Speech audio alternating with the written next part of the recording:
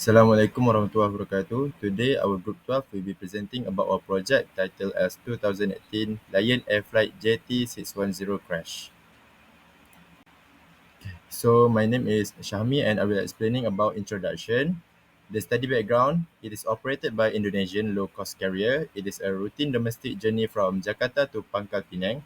And the accident take place 30 minutes after takeoff and the total casualties is 189 persons. So the significance is it exposed the critical flaws in aircraft design, regulatory oversight, and corporate accountability. And it is also first fatal accident involving Boeing 737 MAX 8. Hi, I am Ashraf. I will explain about the discussion on the incident. Lion Air Flight JT610 was a domestic flight from Jakarta to Pangkal Pinang. The aircraft was a Boeing 737 MAX 8 with 895 total flight hours and had completed 443 flights. One day before the crash, the same aircraft flew from Denpasar to Jakarta. Pilot experienced issues like faulty angle of attack readings and inconsistent airspeed. The MCAS system wrongly pushed the nose down. Immediate maintenance was done. On 29 October, the flight took off at 6:31 a.m. Weather was normal with good visibility. Within the first 2 minutes, pilots started receiving false angle of attack data. The MCAS system was triggered and forced the aircraft nose downward. Between 6:21 and 6:31 a.m., MCAS activated more than 20 times, repeatedly forcing the plane downward.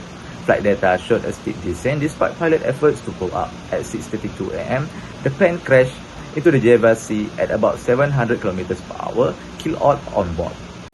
Moving on to Chapter 3, one of the main engineering issues that caused the crash of the Lion Air Flight JT610 was that it uses the MCIS system that relies on only one AOS sensor. Before the crash, this one sensor malfunctioned, making the system to respond by trimming the nose down repeatedly, overriding any manual inputs. Next, the crew on board, the pilots, was also not properly trained on using the system. Therefore, the crew was unable to respond to the malfunctioning system during the crash. Next, the replacement of the AOA sensor before the crash was found to be miscalibrated by 21 degrees. The maintenance team failed to verify the sensor's performance, which led to the false data being fed into the MCI system. Finally, post-crash investigations revealed that the MCI system was approved internally but not certified under global aviation safety standards. By allowing the system to continue its operations, the company actually bypassed technical processes that puts both passengers and pilots at high risk. Hi, I'm Awang and I will be presenting the ethical issues for the failure of JT610 flight. Firstly, the flight MCAS design relied on a single sensor disregarding critical redundancy. This was an ethical breach of prioritizing cost over safety.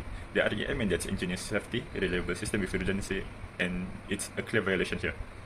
Secondly, Boeing made unrealistic assumptions about pilot response. They expected a 3-second reaction to a catastrophic malfunction without proper testing.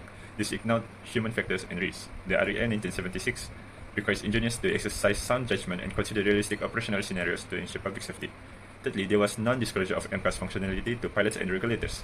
Boeing deliberately withheld vital safety information to avoid training costs.